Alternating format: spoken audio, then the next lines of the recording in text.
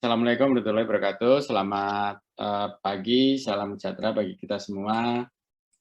Yang saya hormati Ibu Kadinkes, Bapak Ibu sekalian yang hadir dalam apa nih FGD ya, terkait dengan perizinan berusaha bidang kesehatan. Menarik memang apa yang tadi disampaikan oleh Bu Kadinkes bahwa memang terkait dengan perizinan ini ada beberapa peraturan yang baru yang memang betul-betul berubah secara signifikan ya, karena uh, dengan keluarnya Undang-Undang Nomor 11 Tahun 2020, PP Nomor 5 dan ditindaklanjuti dengan Peraturan Menteri Kesehatan Nomor 14, ini memang merubah bagaimana mekanisme, merubah sistem terkait dengan perizinan.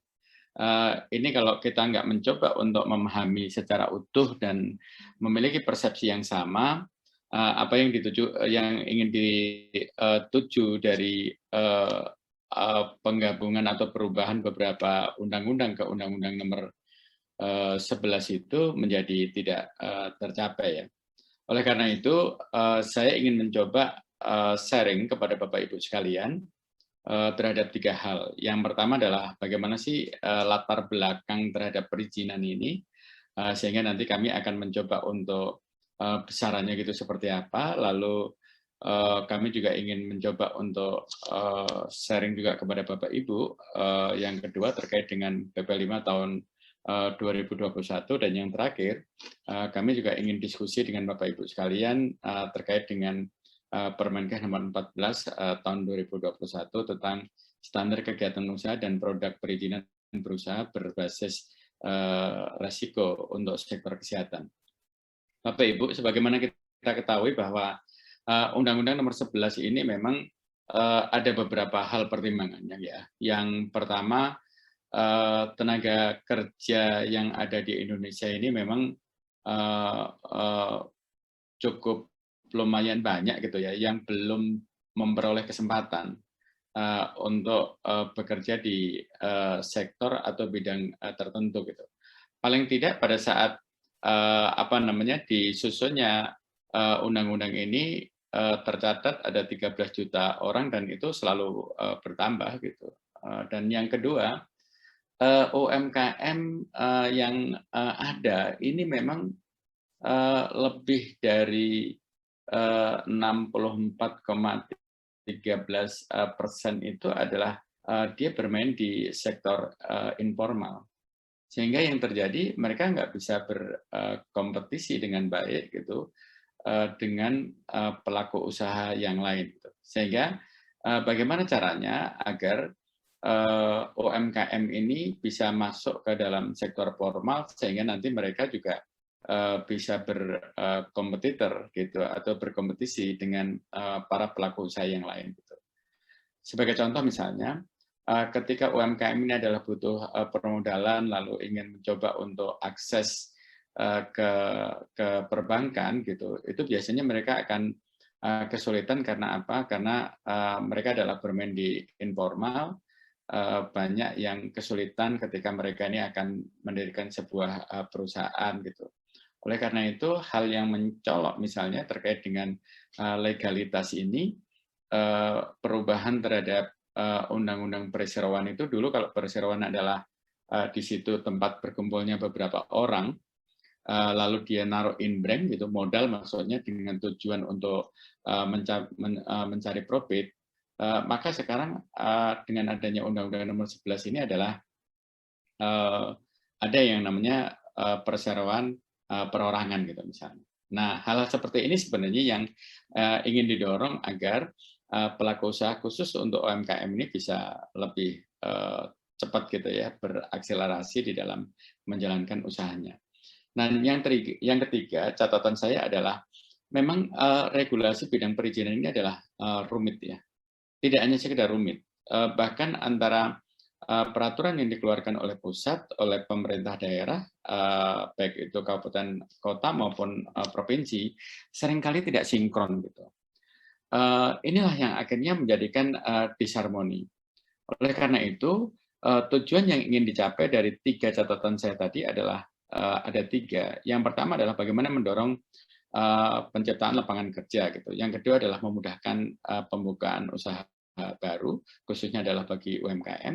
Dan yang terakhir, ketika perizinan itu adalah rumit, berbelit-belit dan segala macam, seringkali para pelaku usaha itu putus asa gitu. Ya sudah deh, tolong diurusi gitu. Ini saya yang penting saya selesai, ini loh saya bisa sediain uang sekian gitu. Jatuhnya apa itu? Suap. Sementara kalau berdasarkan undang-undang tindak pidana khusus gitu, korupsi itu adalah bagian dari korupsi. Maka dari itu Undang-Undang Nomor 11 Tahun 2020 itu juga mendukung pemberantasan korupsi. Karena apa? Karena terkait dengan perizinan adalah distandarisasi, juga disederhanakan. Yang kedua, Bapak Ibu, terkait dengan materi muatan di dalam Undang-Undang Cipta Kerja ini memang dikelompokkan ke beberapa bab. Ada 15 bab paling tidak, gitu ya. Lalu ada 186 pasal dan 78 undang-undang yang dilakukan perubahan. Dari 78 undang-undang itu ada 5 undang-undang bidang kesehatan, yaitu Undang-Undang Nomor 36 Tahun 2009 tentang kesehatan. Itu ada beberapa pasal yang diubah dan dimasukkan ke dalam Undang-Undang Cipta Kerja itu. Lalu ada Undang-Undang Nomor 44 Tahun 2009. Ini juga ada 10 pasal gitu Undang-Undang Rumah Sakit ini. Lalu ada Undang-Undang Nomor 5 tahun 97 tentang psikotropik dan Undang-Undang Nomor 35 tentang narkotik. Dan yang terakhir ini sebenarnya tidak terkait langsung, tetapi memang ada beberapa pasal yang mengatur tentang kesehatan, yaitu Undang-Undang Nomor 18 tentang pangan. Gitu. Nah, kalau kita lihat coba secara umum bagaimana konstruksi yang dibangun di dalam reformasi perizinan itu, berangkat dari bagaimana evaluasi atau review terhadap perizinan untuk bidang usaha itu. Ada 4 hal paling tidak. Yang pertama adalah memang kegiatan usaha yang ada itu pendekatannya adalah izin gitu, lisensi approach gitu, di mana seluruh kegiatan itu harus memiliki izin.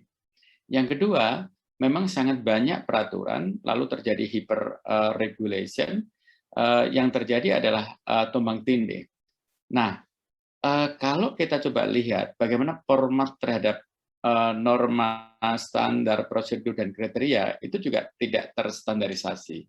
Sehingga implementasinya itu juga berbeda-beda. Ketika implementasinya berbeda-beda, pengawasannya pun juga berbeda-beda. Contoh misalnya, bagaimana ketika akan melakukan pengawasan A, itu di Kabupaten Gunung Kidul, mungkin barangkali sudah dinyatakan bahwa itu adalah benar. Gitu. Tetapi ketika itu adalah di Bantul, bisa-bisa itu dianggap masih belum sesuai. Ini sering terjadi antara pengawasan di daerah satu dengan daerah lain, itu berbeda. Gitu. Nah, hal inilah yang ingin dicoba untuk disederhanakan, ingin dicoba untuk distandarisasi di dalam Undang-Undang Cipta Kerja. Maka ada 4 hal prinsip di dalam Undang-Undang Cipta Kerja itu. Yang pertama adalah bagaimana memangkas perizinan berusaha itu supaya tidak birokrasinya berbelit-belit. Yang kedua adalah menyederhanakan prosedur perizinan. Yang ketiga adalah bagaimana penerapan standar usaha itu sama gitu, karena semua nanti persyaratan itu adalah ditanam di dalam OSS, sehingga siapapun yang akan mengakses OSS dalam rangka memperoleh perizinan tadi itu, mau dia ada di Sabang, mau dia ada di Merauke gitu ya, mau dia ada di Ternate, semuanya pasti akan sama gitu. Karena apa? Standarnya sudah ada di situ. Nah, yang sedikit agak penekanan sebenarnya adalah bagaimana perlakuan khusus untuk usaha mikro dan kecil ini atau UMKM ini. Nah, bagaimana mendesain terkait dengan perizinan? Memang di sini berbasis resiko, Bapak Ibu. Sehingga perizinan itu nanti akan dikelompokkan menjadi kegiatan usaha yang beresiko rendah, sedang, dan tinggi. Nah, terkait dengan hal itu yang ada di dalam Undang-Undang Cipta Kerja tadi, memang banyak minta diatur melalui peraturan pemerintah. cukup banyak, ada kurang lebih sekitar 51 atau 52 PP yang harus disusun gitu. Tetapi untuk bidang kesehatan ada dua. Yang pertama adalah apa namanya, terkait dengan eh, eh, penyelenggaraan bidang permasakitan, ini yang sudah keluar menjadi PP 47. Sementara yang satu lagi adalah mengatur tentang perizinan bidang kesehatan berbasis risiko. Tetapi memang khusus untuk PP penyelenggaraan perizinan berbasis risiko untuk bidang kesehatan ini adalah kami menyiapkan materinya, tetapi yang melit di dalam penyusunannya itu adalah Menko PMK yang akhirnya menjadi PP nomor 5 tahun 2021 ini. Nah, bagaimana PP nomor 5 tahun 2021 tentang penyelenggaraan perizinan berusaha berbasis risiko ini? Yang pertama, pelaku usaha untuk memulai kegiatan usaha itu wajib memenuhi dua hal. Yang pertama adalah persyaratan dasar perizinan berusaha. Itu ada 4 ini yang harus dilakukan, yaitu kesesuaian kegiatan pemanfaatan ruang misalnya. Lalu bagaimana persetujuan lingkungan, persetujuan bangunan gedung, dan sertifikat layak fungsi. Kalau Bapak Ibu adalah mencari apa yang 4 hal ini adalah di peraturan Menteri Kesehatan nomor 14, tentu tidak ketemu. Karena apa? Karena ini adalah diatur dalam peraturan perundang-undangan bidang tata ruang, bidang lingkungan hidup, dan juga bidang bangunan gedung. Jadi memang dari seluruh standar yang ada itu, masing-masing bidang tadi, itulah yang nanti akan ditanam di dalam OSS, baik itu terkait dengan kesehatan, terkait dengan tata ruang, lingkungan hidup, termasuk juga bidang bangunan gedung. Nah, yang kedua adalah terkait dengan perizinan berusaha berbasis resiko. Ini ada 3 hal yang memang saat ini existing gitu ya. Yang pertama adalah kode KBLI, judul KBLI, ruang lingkup kegiatan, termasuk juga parameter risiko dan tingkat risiko. Ini adalah ada di lampiran 1 di PP nomor 5 tahun 2021 tadi. Sementara untuk persyaratan dan kewajiban perizinan berusaha berbasis risiko itu adalah ada di lampiran 2. Nah, terhadap 2 hal inilah sebenarnya yang diminta oleh PP nomor 5 tahun 2001 itu untuk sektor kesehatan, ya diminta diatur lebih lanjut terkait dengan kegiatan usaha dan standar produk tadi dengan peraturan Menteri Kesehatan. Oleh karena itu, keluarlah peraturan Menteri Kesehatan nomor 14 tahun 2021. Bapak Ibu, kalau tadi adalah saya sampaikan bahwa perizinan berusaha itu adalah berbasis resiko, maka di sini dikategorikan ada resiko rendah, ada resiko menengah rendah, dan ada resiko menengah tinggi, serta tinggi. Bagaimana untuk melihat bahwa usaha ini adalah masuk ke dalam tingkat resiko rendah, menengah, menengah rendah, dan tinggi, itu adalah terkait dengan 4 hal ini. Apakah usaha tersebut berdampak kepada kesehatan atau tidak, berdampak kepada keselamatan atau tidak, berdampak kepada lingkungan atau tidak, atau ada nggak keterbatasan sumber daya yang ada. Inilah yang kita lakukan analisis, gitu. Nanti baru kita mencoba untuk mengelompokkan terhadap 4 tingkat resiko ini. Dari 4 tingkat resiko ini, jenis perizinan berusahanya juga berbeda-beda. Ketika itu rendah, di NIB, sekali pelaku usaha itu masuk, lalu di situ adalah mendapatkan NIB, langsung dia boleh menjalankan usahanya gitu. Tetapi ketika dia adalah menengah rendah atau menengah tinggi, di samping NIB dia harus punya sertifikat standar. Beda lagi kalau dia adalah tinggi, dia di samping punya NIB, punya izin, juga harus punya sertifikat standar. Hal-hal seperti ini yang distandarisasi, dan itu semua adalah masuk ke dalam OSS, sehingga siapapun pelaku usaha yang akan melakukan usaha jenis A gitu misalnya, lalu pelaku usaha itu adalah ada di Sabang, lalu satu lagi adalah ada di Papua gitu, di Merauke, dia tetap sama gitu. Berbeda dengan yang sebelum dikeluarnya Undang-Undang Nomor 11, dikeluarnya PP Nomor 5, dan dikeluarkannya Peraturan Menteri Kesehatan Nomor 14 gitu. Itu bisa berbeda karena apa? Karena pemerintah daerah, kabupaten, kota punya kebijakan untuk mengatur juga gitu terkait dengan perizinan tadi. Nah, Bapak Ibu, terkait dengan jenis perizinan berusaha berbasis risiko untuk subsektor kesehatan ini memang kita bagi menjadi dua. Yang pertama adalah KBLI, yang kedua adalah non KBLI. Nah, terkait dengan KBLI ini, memang seperti yang tadi kami sampaikan, ada 4 tingkatan risiko, tetapi untuk jenis kesehatan gitu ya, hampir dibilang tingkat risiko rendah tidak ada, gitu. Lalu untuk yang non KBLI ini adalah kegiatan atau pelayanan yang dia adalah sebenarnya sebagai penunjang kegiatan usaha KBLI. Sebagai contoh misalnya, kalau di situ adalah ada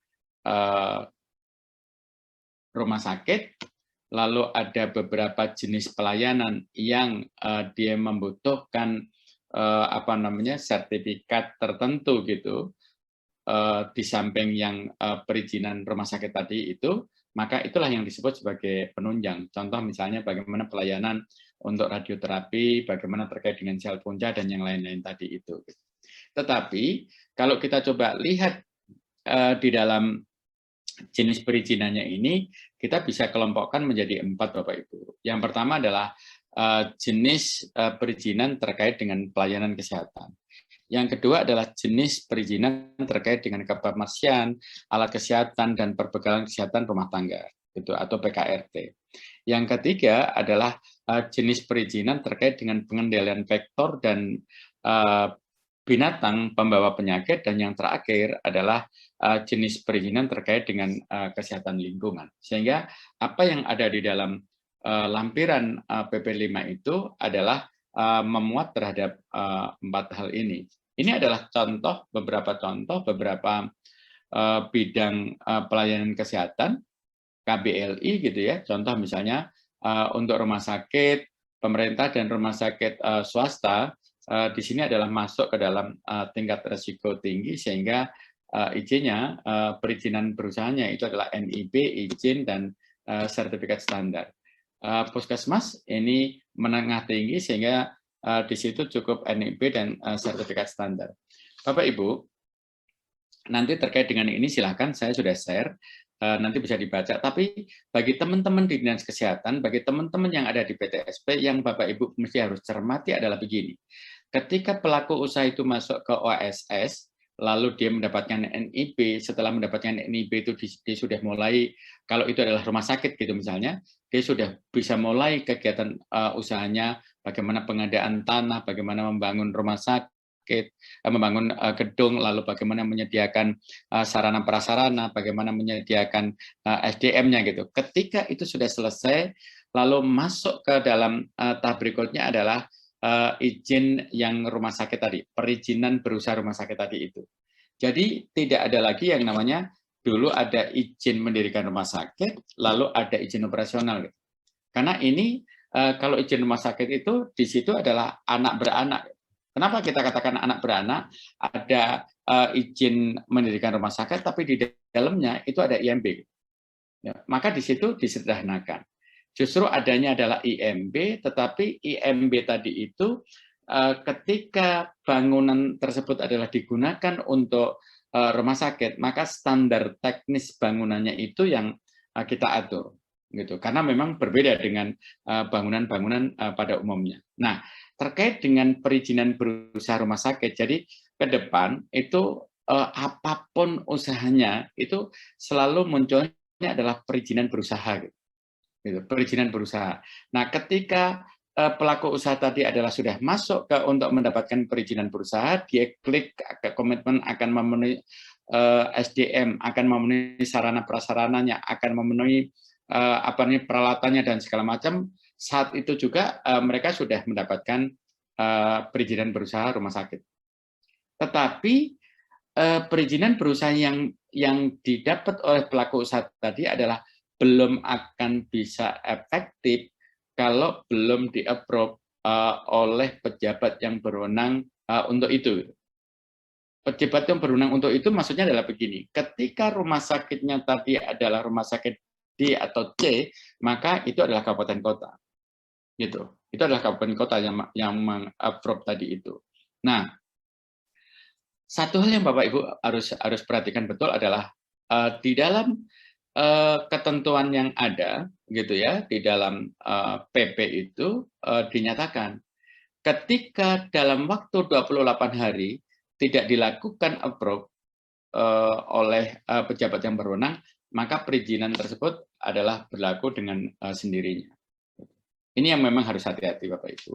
Kecuali ya pada saat dilakukan assessment itu memang ada beberapa yang kurang dan segala macam, maka itu segera sampaikan kepada pelaku usaha bahwa SDM-nya tidak memenuhi syarat, tempat tidurnya tidak memenuhi syarat, sarana tidak memenuhi syarat. Nah, itu berbeda. Tetapi ketika Bapak Ibu selama 28 hari adalah tidak melakukan assessment, tidak memfeedback kepada pelaku usaha, maka perizinan itu akan berlaku dengan sendirinya. Gitu. Itu yang masih harus clear betul. Kenapa hal itu dibatasi gitu atau diatur secara limitatif? Karena memang pelaku usaha itu butuh kepastian hukum, gitu loh. Pelaku usaha itu butuh kepastian hukum dan itu sangat berpengaruh terhadap cost yang dia keluarkan. Ketika izin itu adalah bisa diperoleh maksimal 28 hari, maka dia bisa menghitung cost itu dengan baik. Gitu. Tetapi kalau izin itu adalah bisa diperolehnya itu unpredictable, pelaku usaha tidak bisa dia melakukan atau menghitung cost untuk perizinannya tadi. Itu sebenarnya filosofinya, itu sebenarnya pertimbangannya kenapa di dalam PP itu diatur secara limitatif terkait dengan deadline pemberian izin oleh atau approval oleh pejabat yang berwenang tadi. Nah, ini adalah untuk yang non KBLI, Bapak Ibu, misalnya penyelenggaraan laboratorium, pengolahan sel atau sel punca di rumah sakit, lalu penyelenggaraan bank darah, penyelenggaraan pelayanan medis hiperbarik di rumah sakit. Ini adalah yang tadi saya sebut bahwa kalau bidang pelayanan non KBLI itu adalah penunjangnya, gitu ya, penunjangnya terhadap kegiatan usaha kesehatan tadi itu. Ini Bapak Ibu terkait dengan bidang alat kefarmasian juga sama seperti itu.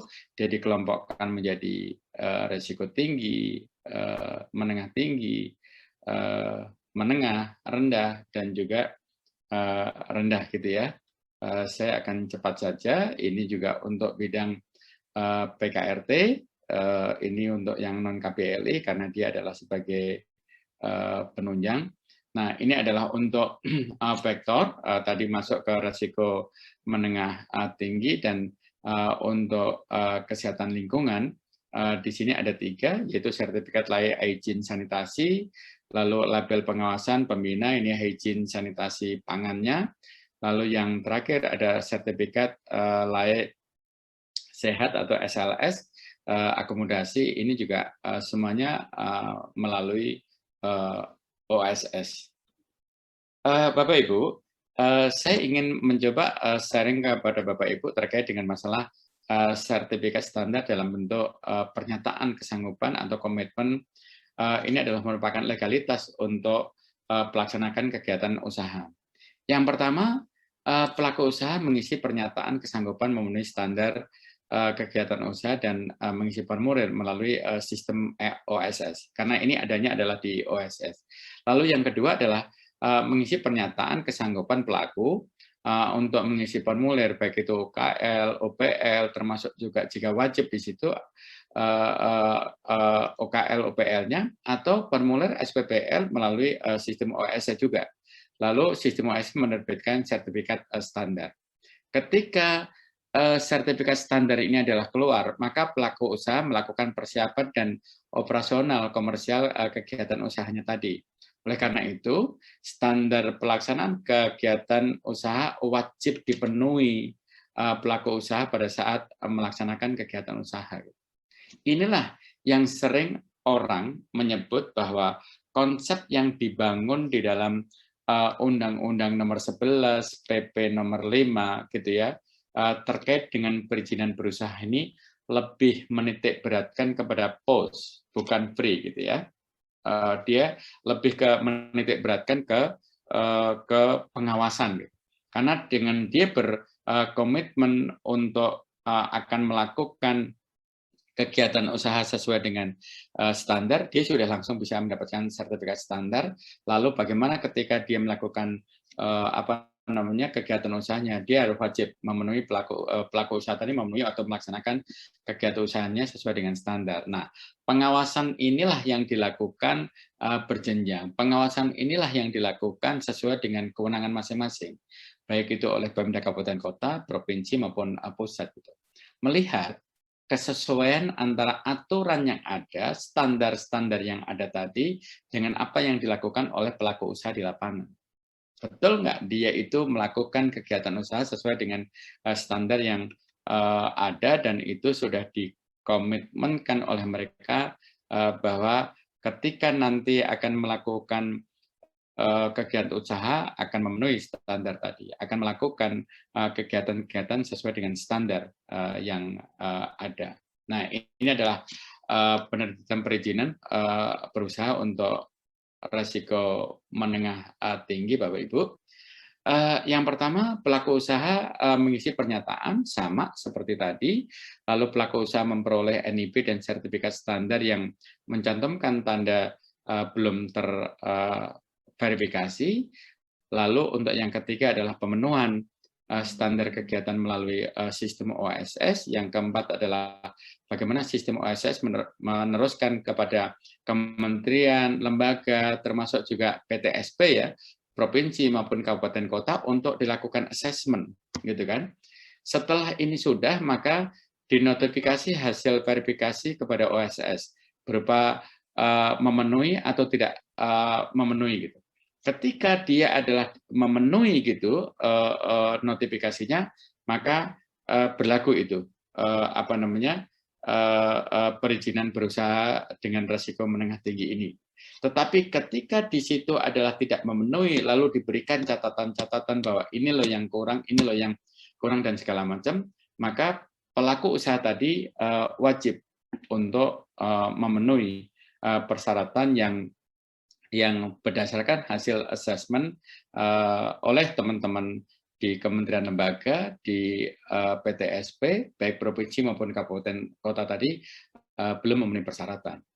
Nah, ketika dia adalah sudah memenuhi, maka akan diterbitkan penerbitan sertifikat standar yang telah diverifikasi tadi itu. Nah, beberapa notifikasi, misalnya bagaimana memenuhi persyaratan sistem OSS, mencantumkan keterangan bahwa sertifikat standar telah diverifikasi dan pelaku usaha dapat mencetak. Lalu notifikasinya tidak memenuhi persyaratan pelaku usaha, memenuhi kelengkapan persyaratan sertifikat standar, dan PTSP baik provinsi maupun kabupaten kota itu tidak memberikan notifikasi hasil verifikasi. Dengan demikian, maka sistem OSS secara otomatis akan mencantumkan keterangan bahwa sertifikat standar telah diverifikasi. Hal seperti ini sebenarnya tahapannya yang diatur di dalam perizinan berusaha melalui OSS.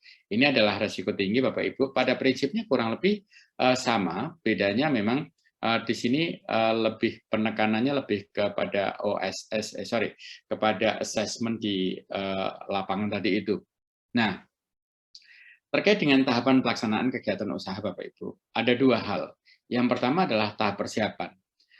Ketika Bapak Ibu masuk tadi adalah sudah mendapatkan NIB gitu, nomor induk berusaha, maka NIB itu sudah bisa digunakan untuk pengadaan tanah, pembangunan gedung, pengadaan peralatan atau sarana, pengadaan sumber daya, pemenuhan standar usaha, kegiatan lain sebelum dilakukannya operasional gitu ya. termasuk di situ juga bagaimana pra-studi kelayakan, pembiayaan operasional selama masa konstruksi gitu. Nah, inilah yang di awal tadi saya sampaikan bahwa ini diatur di dalam dalam hal pelaku usaha wajib memiliki analisis tadi, dia harus melakukan itu. Ketika tahap pertama ini adalah sudah selesai, maka bagaimana untuk tahap operasional atau komersialnya? Baik itu terhadap produk barang dan jasa, logistik dan distribusi, pemasaran barang dan jasa, atau kegiatan lain gitu. Yang kalau ini adalah rumah sakit, inilah yang disebut dengan dulu disebut sebagai izin operasional rumah sakit, tapi kalau sekarang adalah perizinan berusaha bidang rumah sakitan. Ini yang sedikit agak membedakan dengan perizinan-perizinan yang sebelumnya. Nah, terkait dengan pengawasan perizinan berusaha, Bapak Ibu, ada dua hal memang. Yang pertama adalah pengawasan rutin. Ini dasar pengawasannya adalah berdasarkan laporan dari pelaku usaha, karena pelaku usaha itu juga diminta untuk melaporkan secara periodik. Ada yang 3 bulanan, ada yang 6 bulanan, ada yang tahunan gitu. Yang kedua juga dilakukan inspeksi ke lapangan. Cuman memang agar tidak ribet gitu ya, tidak habis gitu waktunya pelaku usaha tadi, memang terkait dengan inspeksi ke lapangan kita atur, gitu, kita atur agar pelaku usaha ini tidak terganggu gitu. Contoh misalnya, bagaimana ketika usahanya tadi adalah menengah rendah, maka dilakukan 2 tahun sekali. Tetapi ketika di sini adalah menengah tinggi atau tinggi, dilakukan 1 tahun sekali. Ini tujuannya apa? Jangan sampai pelaku usaha itu waktunya habis dan ribet hanya melayani inspeksi-inspeksi yang ada di lapangan tadi. Kecuali pengawasan itu adalah dilakukan secara insidental. Ini tidak terpengaruh terhadap limitasi waktu ini. Apa dasarnya? Bisa pengawasan. Berdasarkan hasil pengaduan dari masyarakat, misalnya, atau pelaku usaha. Pelaksanaan pengawasan insidental ini dilakukan melalui impact lab lapangan atau secara virtual. Hasil pengawasan insidental wajib juga diunggah ke sistem OSS, karena supaya tahu juga itu masyarakat di sana. Nah, yang perlu Bapak Ibu juga harus ketahui ada 4 hal, karena ini biasanya yang sering dispute di lapangan. Yang pertama adalah bagaimana terkait dengan perizinan mandiri tenaga kesehatan atau SIP itu.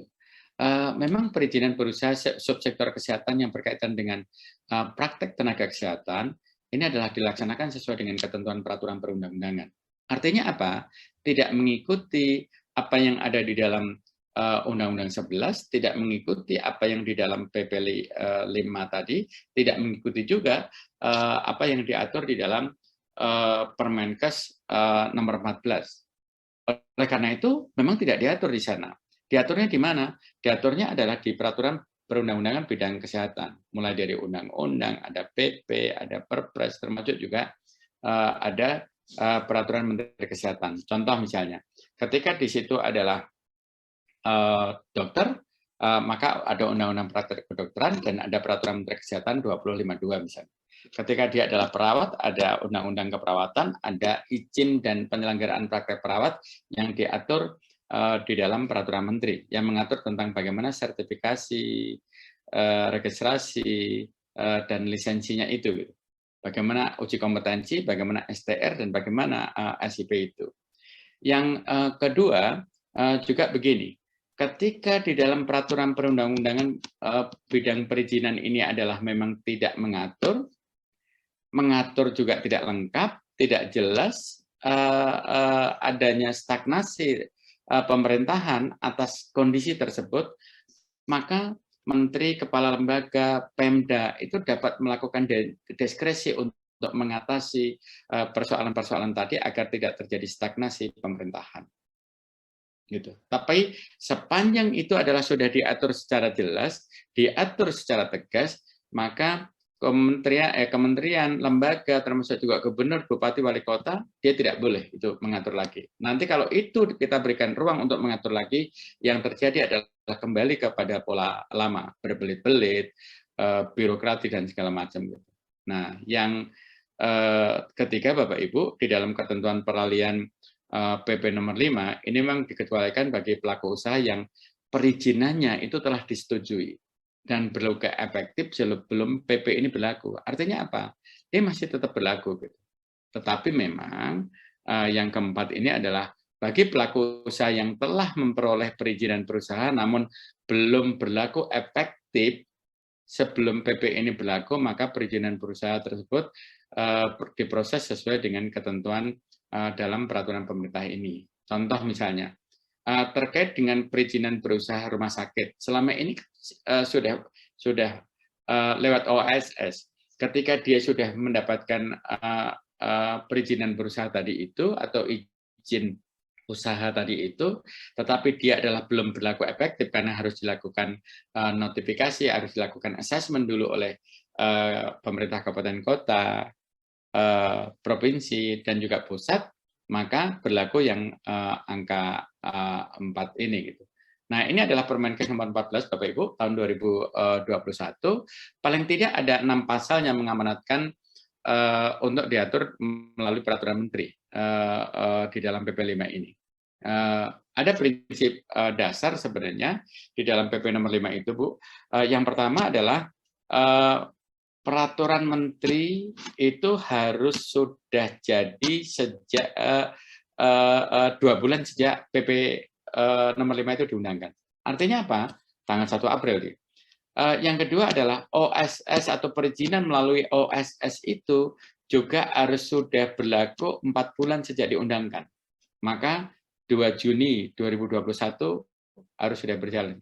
Tetapi karena memang banyaknya ketentuan yang ada dari kementerian lembaga yang harus ditanam di dalam OSS tadi, maka ada surat kepala BKPM bahwa perizinan berusaha melalui sistem OSS mulai diimplementasikan 2 Juli 2021. Nah, Bapak Ibu, ada 2 hal yang penting di dalam peraturan Menteri Kesehatan nomor 14 ini. Ketika jenis usahanya tadi adalah masuk ke dalam KBLI, maka ada 12 hal yang kita harus atur. Gitu. Ada 12 hal yang harus kita atur. Mulai dari bagaimana ruang lingkup, lalu istilah atau definisi, penggolongan usaha, syarat umumnya, syarat khusus teknisnya seperti apa, sarana prasarana, struktur organisasi, SDM, gitu, maupun SDM-nya itu sendiri, pelayanannya bagaimana, syarat produk, proses, dan juga jasanya bagaimana, sistem manajemen usahanya seperti apa, penilaian kesesuaian dan pengawasan yang di sini dibagi 2. Penilaian kesesuaian dan pengawasan itu juga harus kita atur. Ini adalah berlaku untuk seluruh standar usaha yang dia adalah masuk ke dalam KBLI. Kalau di sini saya contohkan adalah untuk rumah sakit, gitu. 12 ini harus diatur, gitu. Tetapi ketika ini adalah beberapa hal yang saya mencoba untuk mengkaitkan dengan PP 47. Di sini ada klasifikasi rumah sakit, gitu ya. Di sini ada 4 yang dijadikan pertimbangan ketika kita akan menentukan kelas rumah sakit, yaitu kemampuan pelayanan, fasilitas kesehatan, sarana penunjang, dan sumber daya manusia. Tetapi ketika kita bicara persoalan jenis, itu tetap masih ada rumah sakit umum dan rumah sakit khusus, karena ini juga nanti akan ada kaitannya dengan perizinan berusaha. Nah, ketika pemerintah daerah itu akan menetapkan klasifikasi rumah sakit, itu ini yang saya harus pelan-pelan.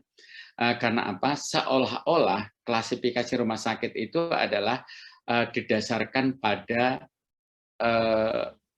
jumlah tempat tidur. Padahal tidak. Secara umum ada 3 hal ini, kemampuan pelayanan. Apa itu yang dimaksud kemampuan pelayanan? Adalah merupakan jenis pelayanan yang dapat diberikan oleh rumah sakit. Gitu.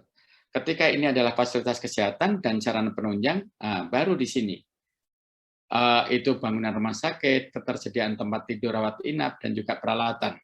Ini diatur. Peralatan itu ada di dalam lampiran, itu diatur juga. Sumber daya juga sama di sini. Inilah hal-hal yang diatur gitu secara khusus, dan ini juga akan ditanam, akan masuk ke dalam OSS yang harus dipenuhi nanti oleh para pelaku usaha. Terkait dengan fasilitas Bapak Ibu, ini tempat tidur, saya pikir sudah Bapak Ibu cermati, betul gitu, cuman memang berdasarkan hasil kajian, memang rumah sakit khusus ada beberapa yang kita exclude gitu ya. Untuk rumah sakit gigi dan mulut rasanya memang tidak mungkin. Kalau kelas A itu dia adalah 100, untuk kelas B adalah 75, dan untuk kelas C adalah 25. Kenapa? Karena hampir sebagian besar pasiennya itu adalah memang one day care gitu. Oleh karena itu kita coba mix. Ketika rumah sakit kelas A adalah 14 tidur, ditambah 75 dental unit. Begitu juga untuk rumah sakit THT, KL, dan mata. Sama, sebagian besar adalah dia itu adalah one day care, maka terkait dengan ketersediaan tempat tidur juga kita bedakan dengan rumah sakit khusus pada umumnya. Nah, ini untuk sumber daya manusia, Bapak Ibu, sama. Dia harus dipenuhi dan harus diangkat dan ditetapkan oleh kepala atau direktur rumah sakit. Pemilik rumah sakit dan kepala rumah sakit itu juga harus bertanggung jawab terhadap pemenuhan SDM yang besarannya itu adalah sesuai dengan jumlah kualifikasi sesuai dengan hasil ABK. Nah, ini sama Bapak Ibu terkait dengan puskesmas, karena di puskesmas itu adalah masuk ke dalam KBLI, ada 12 yang harus diatur di situ, mulai dari ruang lingkup sampai dengan penilaian kesesuaian dan pengawasan. Standar usaha klinik juga sama, ada 12 karena ini masuk ke dalam KBLI. Apotek juga sama, ada 12 juga yang diatur secara rinci. Laboratorium juga sama. Usaha optical ini juga sama di sini. Lalu standar rumah sakit Gria Sehat juga sama, Bapak Ibu, ya kan? Karena ada 12 yang harus diatur karena ini adalah KBLI. Itu mungkin barangkali Bapak Ibu yang dapat kami sampaikan. Saya satu mungkin barangkali sebelum kami kembalikan ke moderator, ke Pak Rahmat, adalah ketika dia itu adalah non KBLI atau dia itu adalah penunjang, maka standar yang harus dibuat, yang harus diatur itu adalah ada 6, bukan 12 gitu. Nah, sebagai informasi tambahan bahwa standar usaha bidang kesehatan itu adalah ada 85. Dari 85 tadi itu adalah 41 KBLI dan 44 non KBLI. Ketika KBLI itu adalah ada 12 yang harus diatur, maka ada 12 kali gitu ya, 41 tadi. Ketika non KBLI adalah ada 6 yang harus diatur, maka 6 tadi itu kali 45. Maka Bapak Ibu jangan heran ketika Peraturan Menteri Kesehatan nomor 14 itu tebelnya adalah melebihi dari tebel halaman Undang-Undang Cipta Kerja yang pada awalnya itu banyak didiskusikan di ruang terbuka gitu ya, termasuk juga di medsos. Berapa tebelnya? Lebih dari 1.800 halaman. Itu mungkin barangkali Pak Rahmat yang beberapa hal yang saya bisa sharing kepada peserta FGD pada pagi hari ini. Kami serahkan kembali ke Pak Rahmat. Monggo silakan. Assalamualaikum warahmatullahi wabarakatuh.